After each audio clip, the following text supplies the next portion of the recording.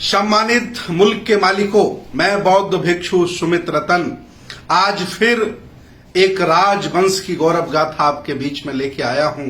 उस राजवंश का नाम है यादव, यदुवंशी, गोप, अहीर या अन्य बहुत सारे नामों से भारत में इन्हें जाना जाता है। मैं एक भी पुराण की बात नहीं करूंगा, सिर्फ इतिहास की बात करूंगा। और मैं बता दूं कि जितनी भी जातियां पशुपालक हैं, खेतीबाड़ी करने वाली हैं, पूर्व में वो सारी की सारी खत्ती और क्षत्रिय रही हैं। पाली भाषा में खत्तीय कहा जाता है और उसे संस्कृत में क्षत्रिय कर दिया है। और खत्ती का मतलब है जमींदार, खेतीबाड़ी वाला व्यक्ति। ये यादव जाति भी पुरानी जमींदार और खेतीबाड़ी वाली रही है। ये भी बीच बीच में कई बार राजा रहे हैं, जिनका मैं जिक्र आपके बीच में करूंगा। सबसे पहले मैं चर्चा करना चाह रहा हूं देवगिरी के यादवों की चर्चा। इतिहास उठा के देखिए, आपको मिलेगा कि देवगिरी के यादवों ने भारत के छोटे से भूभाग पर लंबे समय तक शासन किया। आगे चलकर के राजा गबली हुए, राजा सेवना हुए, राजा भिल्लम हुए, राजा जैत्रपाल हुए। लगभग इन्होंने 175 साल एज ए यादव वंश शासन किया। ये लोग जातिवादी नहीं थे, ये लोग छुआछूत नहीं मानते थे, ये लोग पशु बलि नहीं चढ़ाते थे, ये लोग श्रमण परंपरा के लोग हुआ करते थे। ये प्राचीन इतिहास की बात बता रहा हूं। इसके बाद छोटे छोटे रजवाड़े हो जाते हैं। छोटे छोटे रजवाड़ों में भी यादव वंश का, यदुवंश का बहुत बड़ा योगदान है। ये भी सम्राट रहे, राजा रहे, महाराजा रहे। जैसे महाराजा पूरनमल, ये मालवा मध्य प्रदेश में पड़ता है, वहां के शासक रहे हैं। राव तेज सिंह रेवाड़ी के राजा रहे हैं। रुद्र मूर्ति अहीर ये झांसी के राजा रहे हैं। बुद्धदेव ये बदायूं के राजा रहे हैं। राजा अभिसार जम्मू कश्मीर के राजा रहे हैं। और राजा दिग्गपाल महावन मथुरा के राजा रहे हैं। ये इतिहास की बातें मैं आपको बता रहा हूं। बहुत से लोग ये मानते हैं कि हम छोटे हैं, असहाय हैं, नीच हैं। ऐसा नहीं है। आप इस देश भारत के राजा महाराजा रहे हो, आप में वो काबिलियत है कि आप शासक कर सकते हैं, आप शासक हो सकते हैं, आप देश को चला सकते काबिलियत है और आपके पुरखों ने चलाया है। वर्तमान की परिवेश की स्थिति में जो भी खेतियर जाति, पशुपालक जाति साधन संसाधन वाली हो जाती है, तुरंत अपने आप को क्षत्रिय कहने लगती है। और जो ओबीसी के लोग हैं, शेड्यूल कास्ट के लोग हैं, उनसे दूरियां बनाने लगती है। मैं आपको बता दूं, क्षत्रिय तो आप पहले से ही हो। आप देश के राजा रहे, महाराजा रहे। आज जो शासन कर रहे हैं, कभी तुम्हारे घर में हल चलाया करते थे, तुम्हारे घर से भीख मांग करके पेट पाला करते थे। आप क्षत्रिय हो, लेकिन तब आप इस देश भारत के बड़े बड़े शासक रहे, जब सब लोगों को जोड़ने की काबिलियत थी आप में।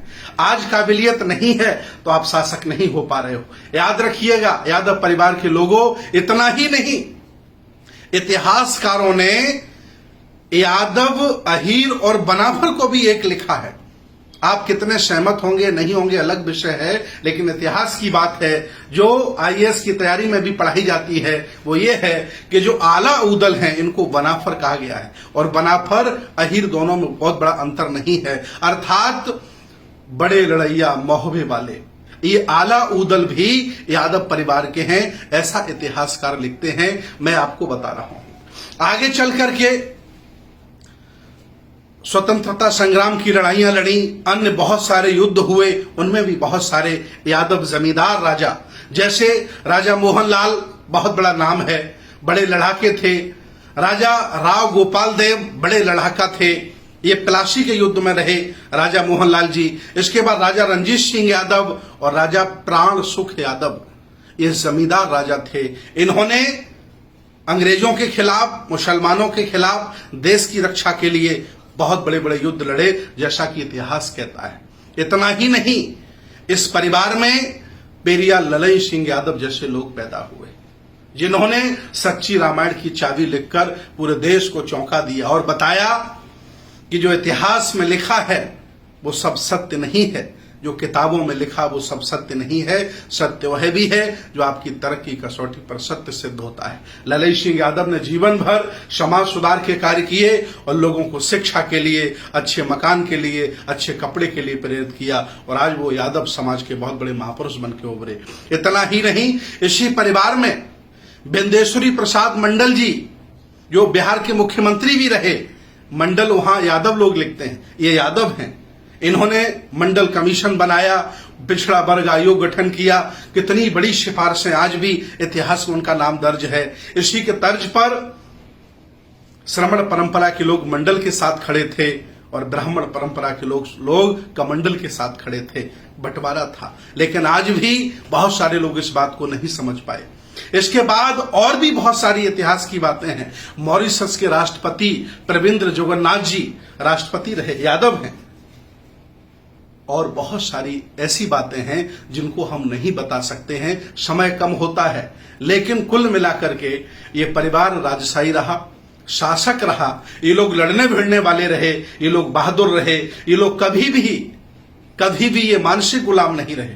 लेकिन आज के दौर में जब शरद यादव जैसे लोग जन्म लेते हैं, लालू प्रसाद यादव जैसे जन्म लेते हैं, माननीय मुलायम सिंह यादव जैसे जन्म लेते हैं, उस समय ये यादव परिवार, ये गोप परिवार, ये यदुवंशी मानसिक गुलाम हो जाते हैं। सामाजिक गुलाम, धार्मिक गुलाम, राजनीतिक गुलाम, आर्थिक गुलाम, राजनीतिक गुलाम, और अपने वोटों से दूसरों को नेता बनाने लगते हैं।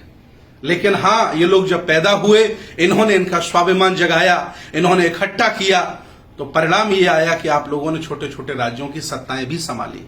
मैं चाहता हूं कि आज भी आप बड़े भाई बनकर एससी ओबीसी के सभी छोटे भाइयों को साथ लेकर के चल पड़ो।